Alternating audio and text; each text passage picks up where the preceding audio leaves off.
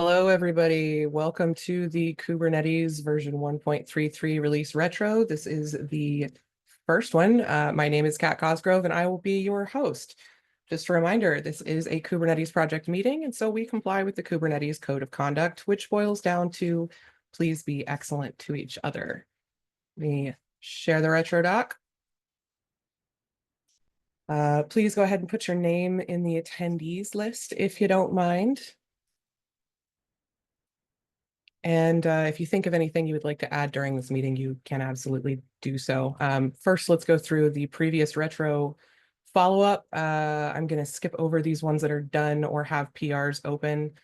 That's great. Thank you for doing that. Add loose guidance doc on reach out strategies for docs. That was assigned to Princess and Drew. Princess is not here and Drew is out for personal reasons, so I will chase that up with him myself. Same goes for finding feature gates for documentation. Discuss alternative solution for enforcing proper code freeze owned by me and Grace. That's a significantly larger thing than we initially anticipated and requires way wider discussion within the SIG. And also I think is no longer Grace's problem after this cycle, if she doesn't want it to be. Grace, what's your call there? Do you want your name off of this item? I'm gonna go hide from it because I don't even know where to start, y'all. Like Yeah. I think we need to look at the list of people who have access to Milestone Maintainer and go from there. But it's a big thing. Okay. I will remove your name from this one and say that it's my problem child now and expect that this one will be on the back burner for a little because it's large. Wendy, you added a note to Drew's add one-on-one office hours suggestions to the Signal handbook. Would you like to, are you in this call? I don't think Wendy is here actually because of the time zone. She's not. Okay.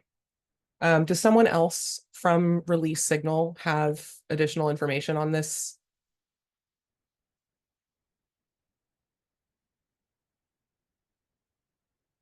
Okay.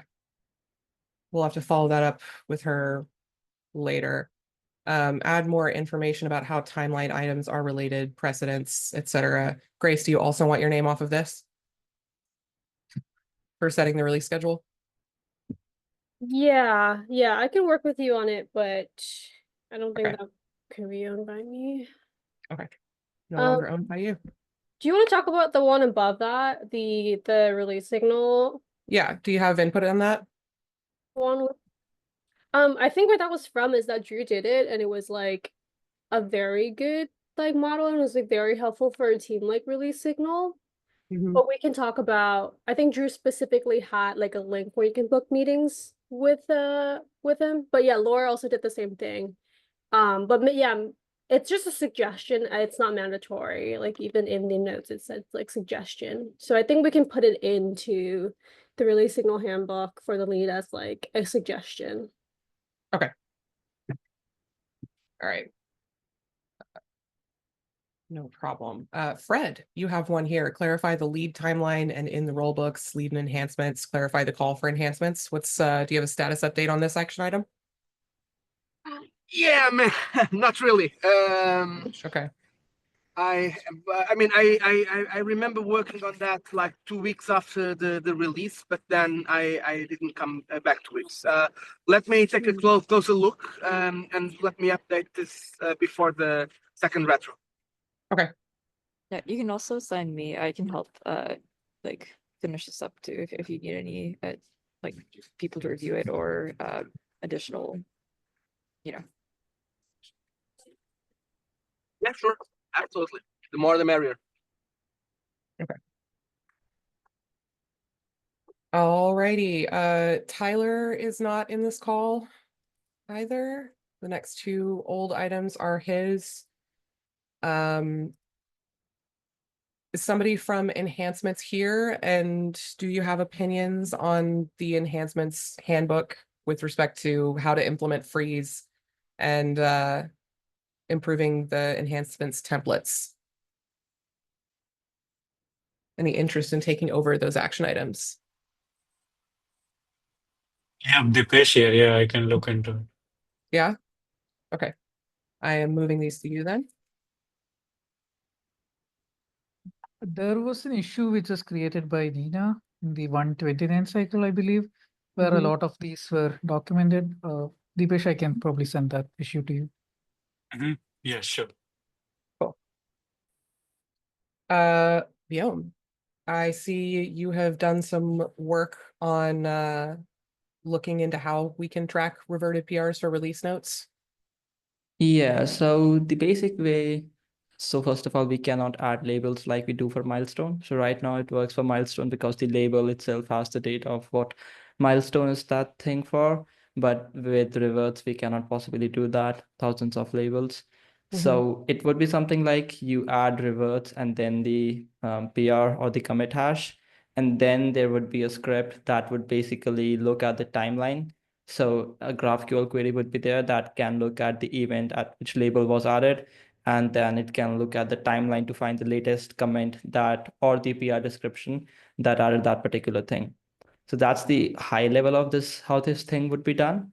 But Okay. then this would have to be either integrated with Krell, because the thing is that we don't want to manually track which PRs were reverted and remove them from the release notes. If you do it with Krell and someone runs this quite a few times, then they would be rate limited on their own token, of course. Mm, So I'm not sure whether this should be in Krell on user side, or it should be an automation like it is for bug triage and enhancements. okay.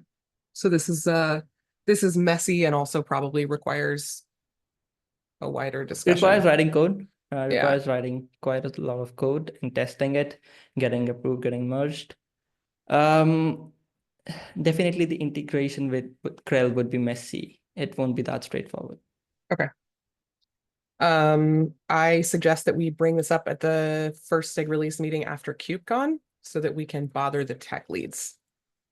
Sure. All right. Into what went well. The first two items are yours, Nina. Yeah, so what went well, I think lead collaboration, everyone has done a really great job bringing up questions and concerns early. So I think that's contributed to a smooth, release so far, knock on wood, especially early in the cycle. So great job, everyone.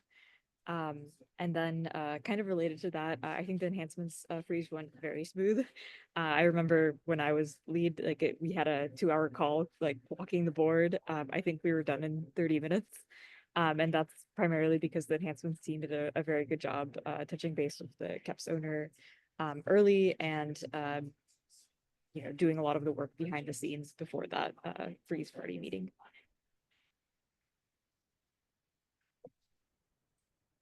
So that kind of covers the first two. Yep.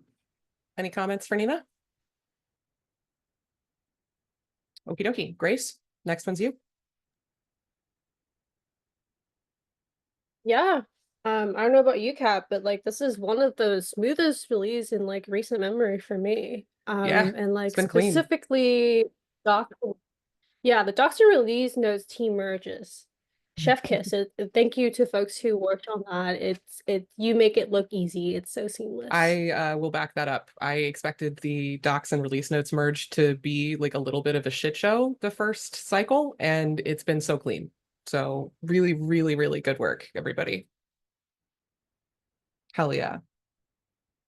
Wendy is not here, but I will read hers out. In previous releases, it typically took 4 to 5 weeks for a shadow to fully understand the release signal process and start contributing. However, in this release, all shadows became familiar with the process and began actively contributing in just around 2 weeks. Shout out to all the release signal shadows of 133. I agree. Good job, everybody. Killing it. Next up is Ryota, I believe. Is Ryota here? Yes, I am. Can you hear me okay? Yep, sure can. Yeah, so I just wanted to raise kind of awareness on the comms handbook issue ticket that I think we started from 132 the previous cycle.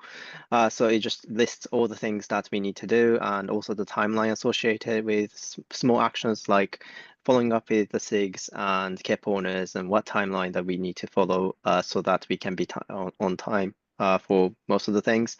I think there are a few things that we could adjust, but I think having a place to go to with all the status updates is really useful for myself to understand. But also, I think it would be really something that I would want for the shadows to have a kind of further understanding of what's going on in the current cycle, and also like outside the teams from the comms. I think it was really good that we added that in the past cycle, and also the template is in place, so it's easy enough to create a new one. So I think just this is something that I would see us doing it further on with the future releases as well. So just wanted to say that this is a really good addition to the release cycle. Awesome. Thank you. Any comments for Ryota? Alrighty. What could have gone better in 133? Nina, the first three are yours. Hit it. Yeah, so I think first the enhancement freeze, there were a couple of questions like right after the freeze about ambiguity in when you needed an exception versus when we could like let it slide, right?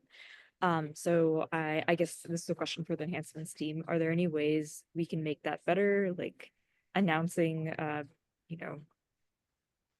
when we announce the enhancements freeze, like this is like if you have an approval, we'll let you slide, but otherwise you need to file an exception.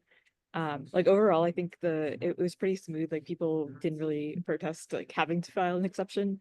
But yeah, if there's any like thing we can do to make that communication a little more clear, I think either in the templating or in the handbook, that would be a good change to make. So I will say, before I call on Grace, I will say that like it's never going to be entirely cut and dry for every single situation. There is always going to have to be some ambiguity that you deal with. Like if it's a situation where everything is right, but a SIG lead forgot to apply the lead opt-in label, that's so small that like you can handle that behind closed doors and you don't need to ask for an exception request. But it's like dealing with ambiguity is part of the job, unfortunately. So sometimes it's there's not going to be a way to have a documented yes or no on every potential edge case. Is what it is. Grace? Yeah, I think I wrote some of the documentation there. So I think what it is it's up to the discretion of the enhancement team. Otherwise, you need an exception. Like I think that should be your expectation going forward. Is like you didn't make it in on time, you probably need an exception unless we say otherwise. Yeah, like they should just ask you if they really are not sure and do not want to take the like 4 seconds it takes to file a request, they should just ask. The enhancements lead and the release lead have pretty wide latitude to bend the rules there. Sriram? Yeah, so I have seen cases in the past where enhancements owners have been like really active. Like they've got their PRs raised in time and all of that, but sometimes people miss one particular field in the kep.yaml file, and we really don't want to punish them for like something that can be like something that is a minor oversight. And like we've like historically we've let a couple of keps like that slide, and followed up with the enhancement owners to like make sure that they are updating the change in their kep files, even though we have tracked the kep as like even though we mark the kep as tracked for enhancements freeze.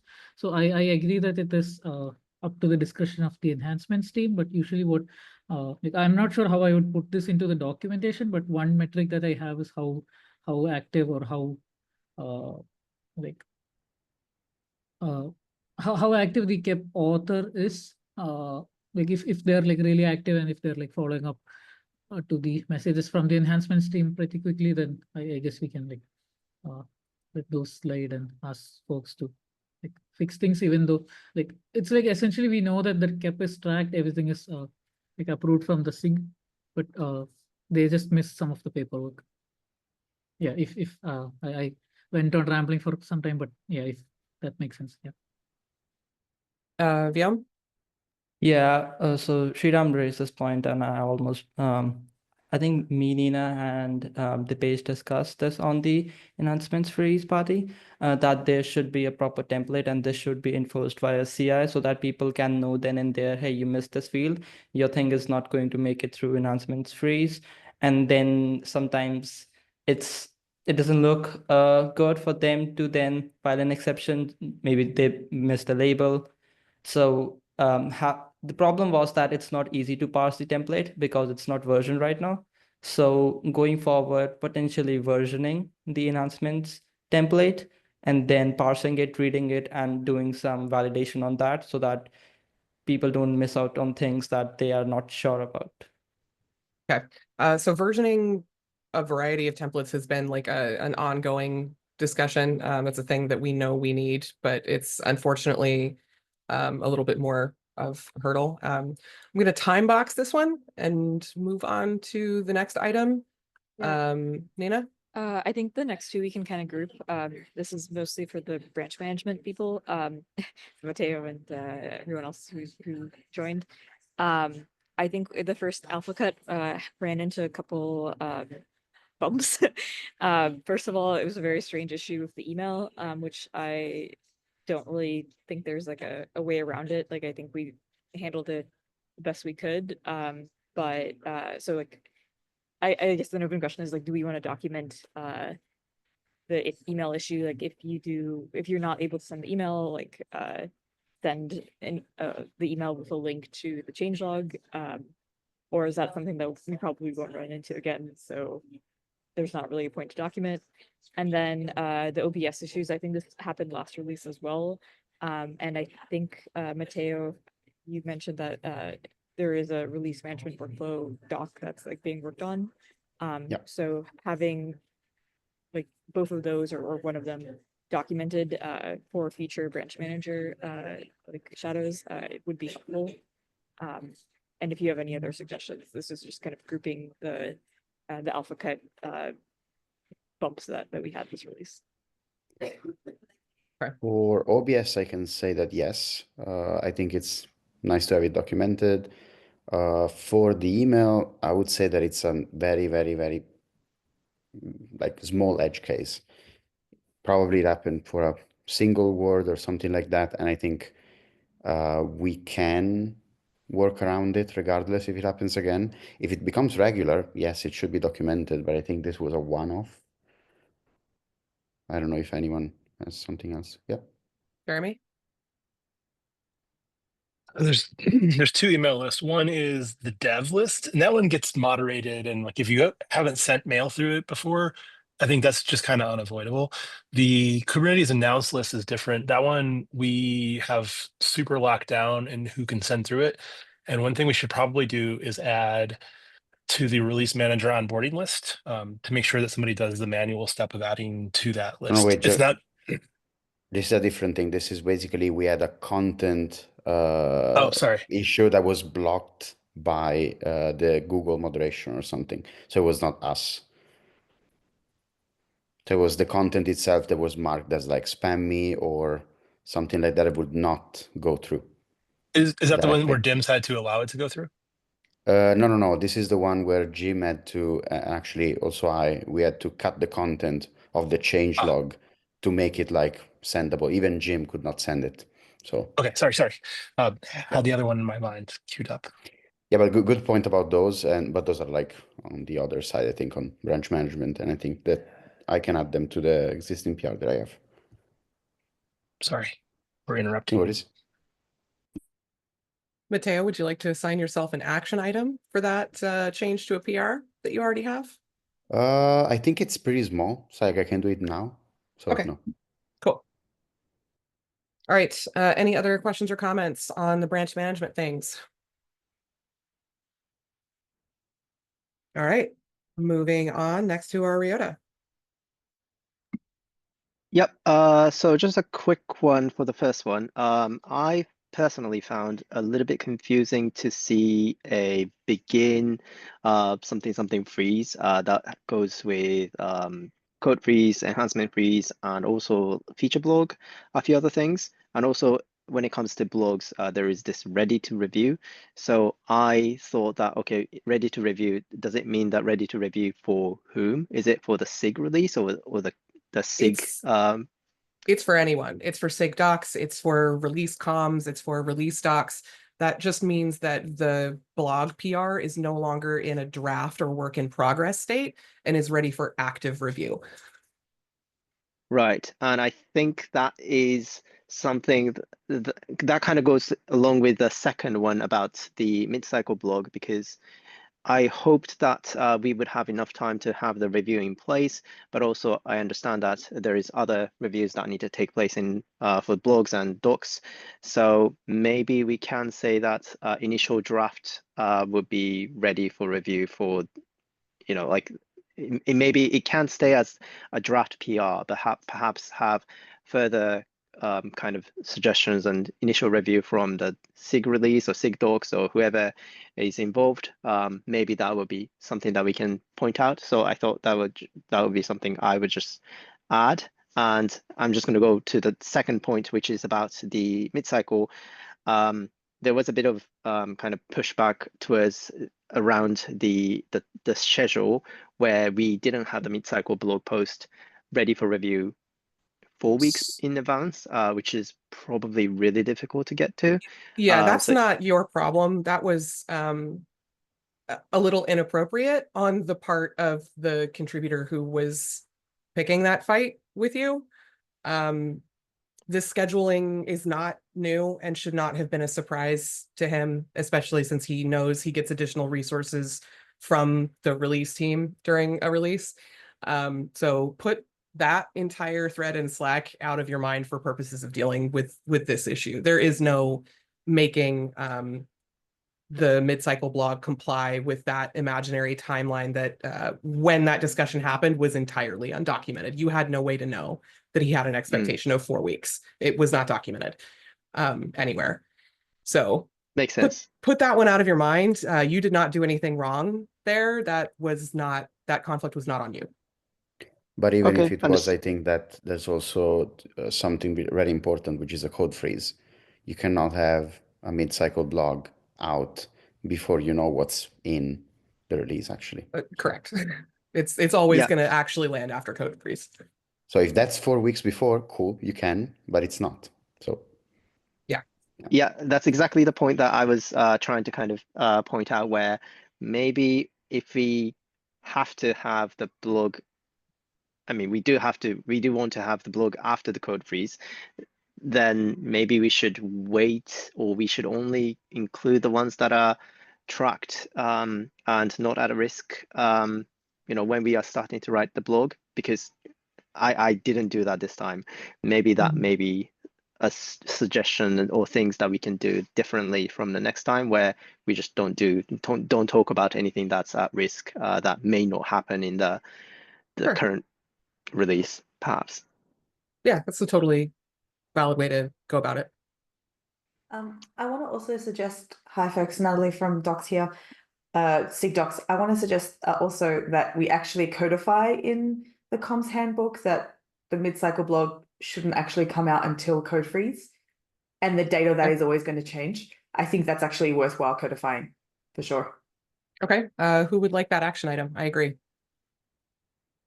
Ryota, do you want it? Yeah, I can take that. Okay, cool. Matteo, will you sign an action item to Ryota, please? The other thing I want to suggest to you, Ryota, as well, is that and also to the team if they think this, when in my opinion, the idea of having an initial draft for review of like the mid-cycle blog as an example, it doesn't have to be in PR form. Us as reviewers are happy to also review however you're working in terms of putting that blog together with your team in like a Google Doc or HackMD as well. I just want to note that I think that's okay too, especially if like timeline is an issue.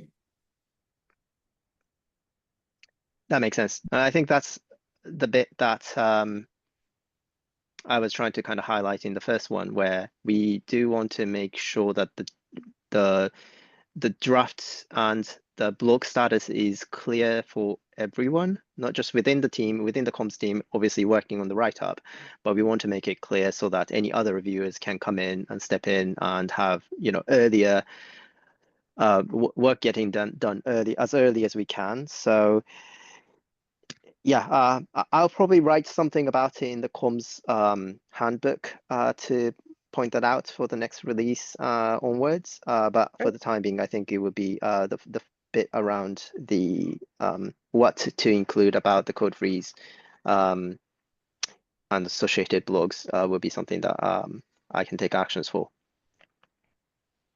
Cool. And for the release teams, the project owners, FYI, we will be chatting about general expectations of the blog team and what they should be putting on release comms for future. As an FYI. Yeah. Do I have to wear both hats for this one, Natalie? No, you can just represent release. That's completely okay. Okay. All right. Anything else for Ryota? Cool. Next one is also Wendy. Next two are Wendy. And one of them is related to one of Jeremy's items later on. So Nina and I discussed about the release calendar, noticed that most of the release cuts in this release and previous 1.3.2 release were scheduled on Tuesdays. This timing potentially makes it challenging for SIGs to address flaky or failing tests that may occur over the weekend. I want to ask branch managers, EAs, release leads, etc., based on past experiences, do you have any insights on which days of the week should be avoided for scheduling release cuts? Jeremy has an issue below for this. From a release signal perspective, our focus is primarily on communication. As long as SIGs can triage signals and confirm whether or not an issue is a blocker or a non-blocker, the specific day of the week for release cuts shouldn't be a major concern.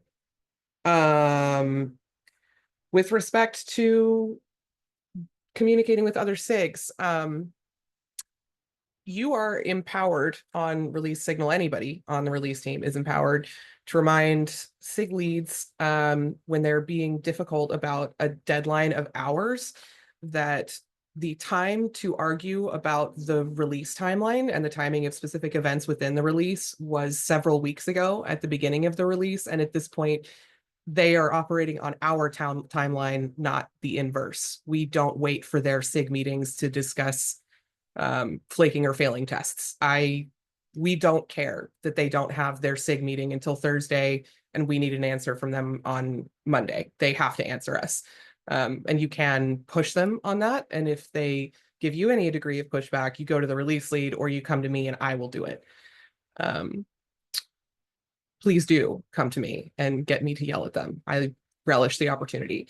So don't worry about the timing of their meetings for purposes of hearing back about flakes or failing tests. The timing of releases does not matter, in my opinion. It does matter for other things that we'll get to when we get to Jeremy's item. Viom? Yes, the only bit over here that is, so what if that failure or flake happens on a Friday, like late on a Friday, then doesn't get triaged on Saturday, on Sunday, No then problem. Monday, maybe someone looks at it, and then Tuesday's release cut. So that's when it becomes difficult. We delay the release cut. So SIG release will never, ever, ever make the release team work late at night or on weekends. We will delay the actual release before we do that. It's in our charter, actually. So a failing test happening on a Friday doesn't get looked at till Monday, can't be addressed till Tuesday, we delay the patch, or we delay the cut. No problem. It's not a question. It's not something to stress about. It is what it is. Delaying a release is only an issue when it's because somebody refuses to engage with us because of the timing of their own meeting or whatever. But if it's because of interference from a weekend or a major holiday, we delay a cut and we don't feel bad about it. Like, that's totally okay. Personal lives and weekends matter more than putting an open source project out the door. The cloud vendors can wait an extra couple days. Yeah.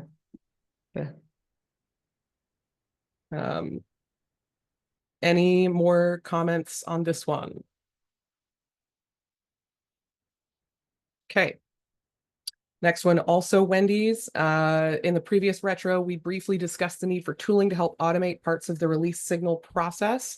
Right now, the process involves 3 stages: hunting for flakes, creating issues, and posting alerts on Slack. This is time consuming and makes the workload heavier than it needs to be. I understand that human involvement is essential for validating flakes and coordinating with SIG experts to resolve failures. However, if we can introduce some automation, whether for flake detection, Slack alerts, or GitHub issue creation, it would significantly ease the workload and improve efficiency. We cannot do Slack alerts because we don't have that degree of control or access over the workspace.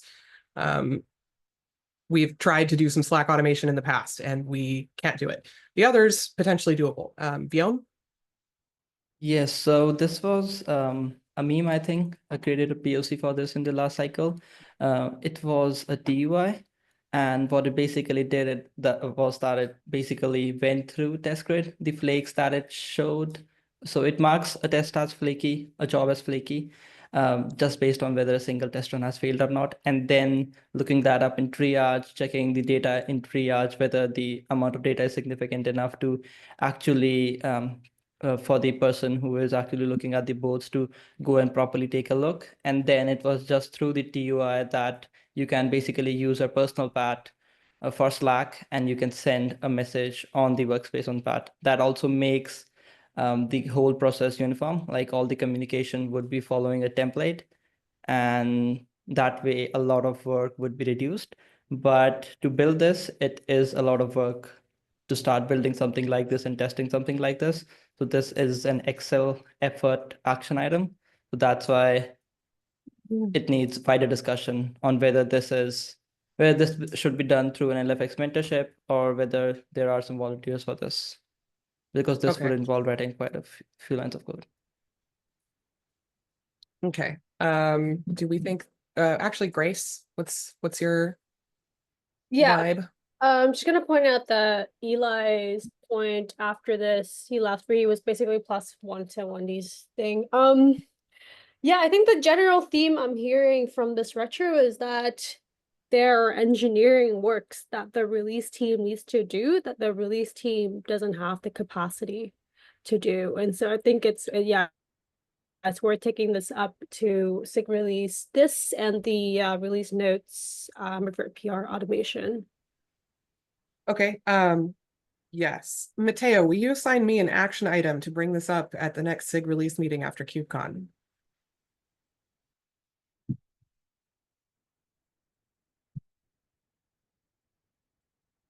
Thank you. Since Eli's is pretty much just +1ing Wendy's, we will move on because we've pretty much covered that. Yeah, we do. This is a lot of work that the team itself cannot do. All right. Any more questions or comments on the issue of potentially automating some of release signal?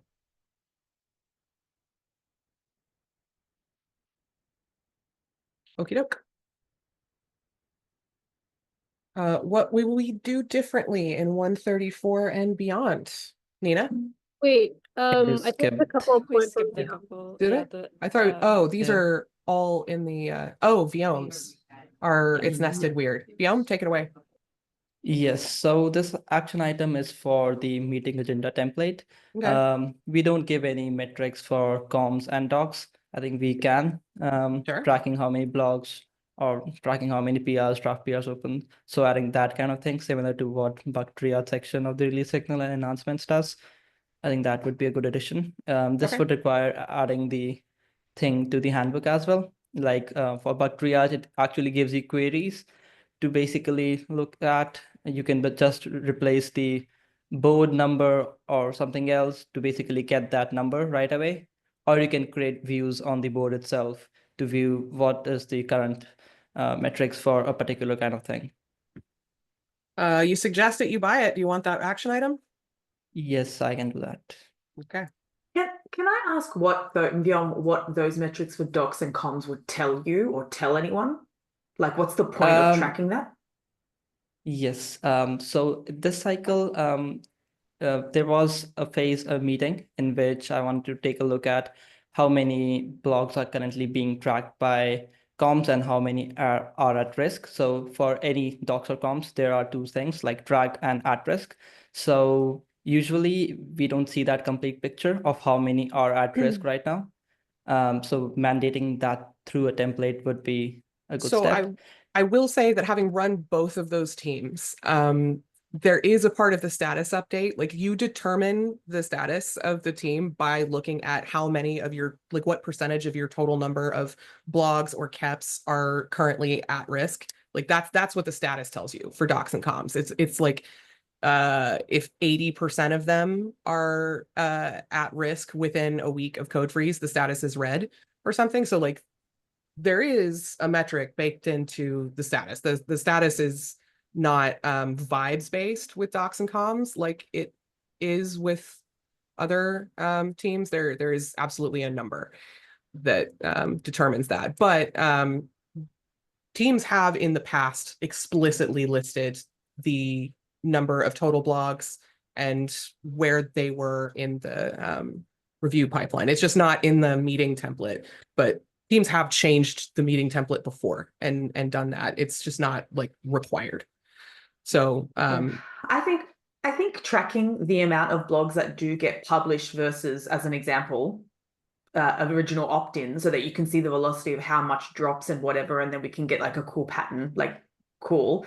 But I am if I put my engineering manager hat on for like 1 second, I'm worried about tracking absolutely every single metric if it doesn't give us the information that we want to get from it, if that makes sense. Like it does make it Yeah. easier for people who haven't been on that team before, especially if the release Sure. lead hasn't been on that team before, to see like exactly how scary that red really is. Because like docs is basically always red right before a deadline, and that red looks scarier than maybe it actually is.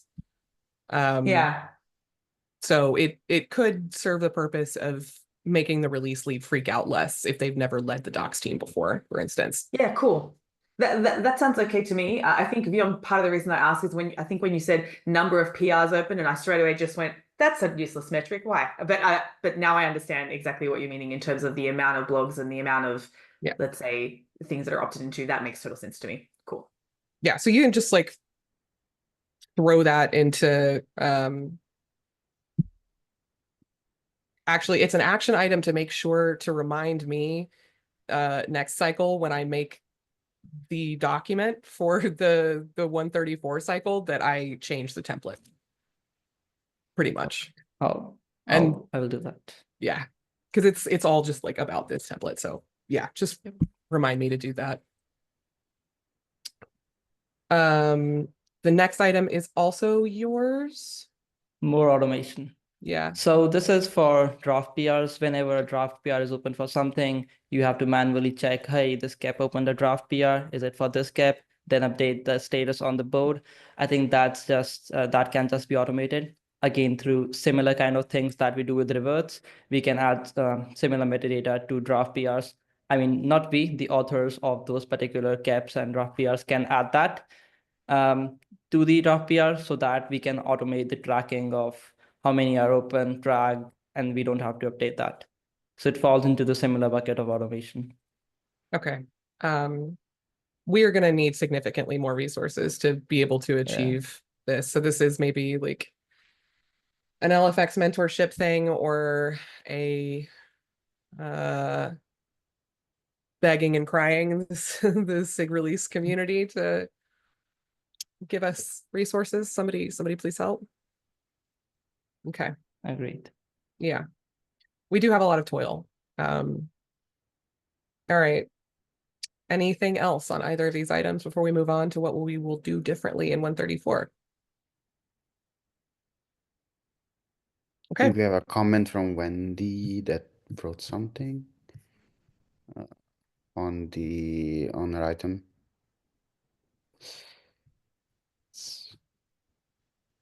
Little automation is greatly appreciated. A bit above. There is a Wendy somewhere after Grace in that item. Little automation is greatly appreciated. The process of release signal is quite time consuming. Yeah, I mean, if we can, the more we can automate, the better. Like that's our whole job ultimately, is to automate our own jobs away if we can. You know, reduce the amount of human toil required to get this done. Okay, what are we doing differently, Nina? Yep. So this one I wrote down because I think there's a couple options on how to make this consistent. My idea is just adding it to the template. So when the release lead goes through 134 template, just making sure that when all the calendar invites are created, we're using like a anchored time. And that should make scheduling a little less chaotic. Um, I think everyone was on board with anchoring it to UTC. I think there was a mention in one of the docs. It's not in the template. So as you're following that, when you're like doing the initial pre-release stuff, it's easy to miss. So if there are no objections, I'm just gonna add this to the template and we'll be anchored at UTC. Please do, yes. So it is mentioned in the release lead handbook, but you are correct, it is not in the template, and it will default to whatever your local time zone is. So yes, please do update the template. Would you like an action item to remind you to do that? I think it should be fine. It's just a very small like change. I just wanted to make sure that we were good anchoring it to UTC and you know, that the template is, you know, where we want to do that. Okay. Mateo, will you please assign an action item to Jeremy to remind him to update the anchored time zone of the SIG release meeting? Thank you. And Jeremy, the next item is yours. Yeah, I think this is something that doesn't happen every time, but it happens enough. Where we end up having the regular monthly patch releases scheduled for the same day as a beta or an RC, or sometimes even like the actual release cut. And I think that just moving it to Wednesday might be a safer thing. The patches, I think, have been on Tuesday and have always been on Tuesday. So it probably makes sense to keep them on Tuesday. Wednesday might give a little bit of extra time for the CI signal resolution, like if we see things that are flaking. But just doing that, I think, deconflicts the kind of busy day. When we did the patch releases, and I think the beta, was that what you were doing, Mateo? It was beta 0, yeah. Beta 0, yeah. Yeah, it was a bit. That's just a lot because of how long the image promotion jobs takes. Like they don't run in parallel. So when we're doing those, we're essentially doing 4 or 5, depending on how many supported patch releases are around, and it takes a long time. So if we can deconflict those, I think it's better to focus entirely on patch releases one day and the release itself on another day. So I would suggest Wednesday just to permanently deconflict it with not being on Tuesdays when patches normally happen. That way we don't have any omissions where I think the thing that has impacted it the most is that we've had more than one instance of cutting the .0 on the same day as the patch releases, and that, really I think we end up moving the patch releases to the next day to focus on the .0. But if we can just do that ahead of time and always have it deconflicted, that's probably a safe thing to do. So maybe adding this to the release lead handbook for building the schedule would probably be a good idea. Okay. I agree that should be in the release lead handbook. Who would like to take the action item to add that to the release lead handbook? I can do that. I think we also want to define the like what the stages are a little better, so that can be part of that PR. Okay. Any other comments on that one? All righty. Grace? Yep. I think there are some Slack changes that we could do following the team merges that we had. So we don't really use release bug triage anymore, and we should probably name release CI signal to release signal. Yeah, any objections to that? And also, how would I do that? No objection, and you would have to reach out to a Slack admin to do that. There is a Slack admins channel. Okay, I can take that on. Okay. I've also been moving old handbooks into a deprecated folder, but I put that folder under the wrong. I put it under release team. I'll move it under handbooks, role handbooks. But yeah, sounds good.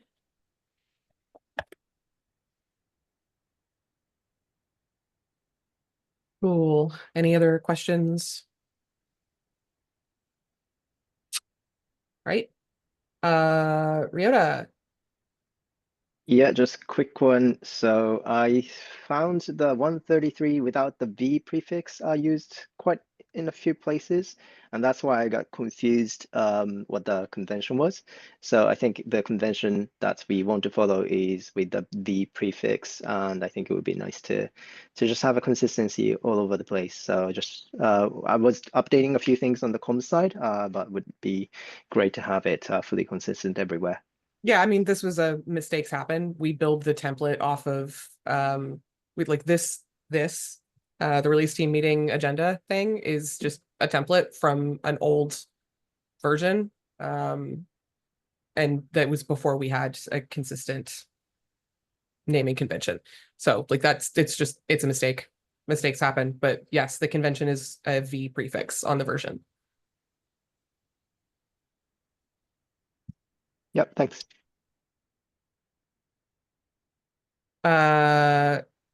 Chung Hao isn't here, I don't think. Should we change our short URL to Kate's IO? Yes, this is an ongoing discussion. Angelos, are you still here? Yep, I have added some notes on this basically. So there is a way to add redirects for KHIO, but it's quite a short list, I would say, and it's literally just nginx redirect configs. If we add the 5 or 10 links we create each release, it's going to very quickly overwhelm those configs, and I really don't think it's the best idea to do that. We have a PR app that would this is what it needs to set up a new redirect. We can do that easily. So my thought was, what if we don't have one link for each of the items we need, but rather just have one, like the V133, for example, or V134, which links to the README on that specific section, so everyone can just jump through that to the link they are after. Basically, this starts from, let's say we have important links like the enhancements board, right? We also have the agenda meeting. And we can say, okay, after the release is done, we just remove this redirect. That is a problem because people in the meantime have shared this link, so it's going to break. So imagine where we have 5 releases down the line, someone is trying to use the redirect from the, right now, if you go to the README page of the release, you have the bit.ly links, right? Imagine those being Gates.io links, which are no longer active because we removed them because they are like too old. So this wouldn't be ideal, let's say. So all this to say, yeah, what if we have a single redirect we can always point people towards for its release, and the release README has the exact links for each of those documents, or other options that people might have ideas. Grace? Yeah, I'm not sure I understand the overwhelm the nginx redirect config. Well, it's right now it's around 20, 25 redirects. If we had 10 on each release, let's say, then in 3 releases time, we'll have 50 redirects for the whole KHIO domain, and 30 of those will be pretty much unused, like most of the time. That's the thing. It's about keeping things tidy rather than I actually don't think that's a problem. Like, it's just a config file, and I actually think it's pretty important for us to maintain those links. Like if I need to quickly look back to the enhancement board in like 1.28, I think this is like a pretty easy way for us to do that. I'm okay with that. Should we ask SIG Infra in case they disagree? I can do that. I can reach out and ask them, hey, we want to add 10 links per release. Is that fine with you? If they are okay, then I'm good. But maybe we could create another file and include that file in the common conf so that one file is only for releases and everything else is kept clean. Yeah, I mean, organizing how the how the config looks. That's the easy part, I guess.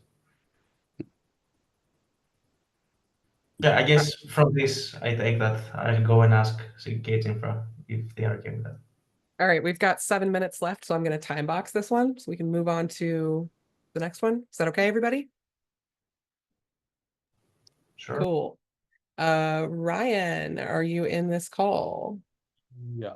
So I wanted to bring this up. So one of my shadows had faced this issue. Krell is not running on Windows, both on CMD and WSL. We were so we both were debugging this issue, and we have tried multiple things, but still we couldn't make it work. And he had to spin up a VM and then run Krell to create the PR. So yeah, I mean, we can the problems are mentioned. We also face this in last release. There are more discussion on the Slack thread that I have shared. Yeah, I mean, there should be improvements on Krell to make sure it's running properly on Windows. So yeah. Yeah, this is another we need more engineering resources issue, unfortunately. So we'll have to put that in the pile. We cannot require Mac or Linux, I think. I mean, like we can say Krell doesn't work well or at all, even on WSL, but I don't think we can like hard require everybody has to have a MacBook. Unfortunately. So yes, the preferred option is making Krell functional on Windows.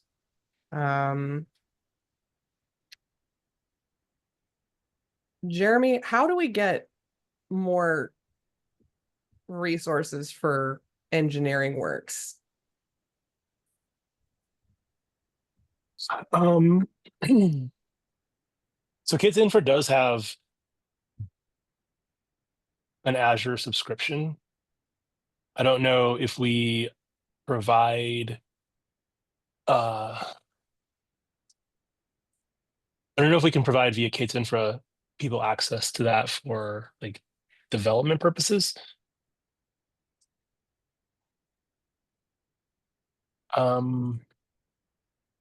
Yeah, I don't know if I have a good answer for that right now. Give me an action item and I can try to figure out an answer. Action item for Jeremy to find us resources. Okay. Do we have any more comments, questions, suggestions on this one? Okay, then we have made it all the way through a retro in one part. There will be another one after the actual release, but usually we don't make it all the way through the thing and we have to cut for part 2 before we finish the agenda. So good job, everybody. Killing it. Lots of functional action items here, but not too many. Look at us, so clean. Is there anything else anybody would like to discuss on the recording? No? Okay. I'm stopping the recording then. Bye, YouTube.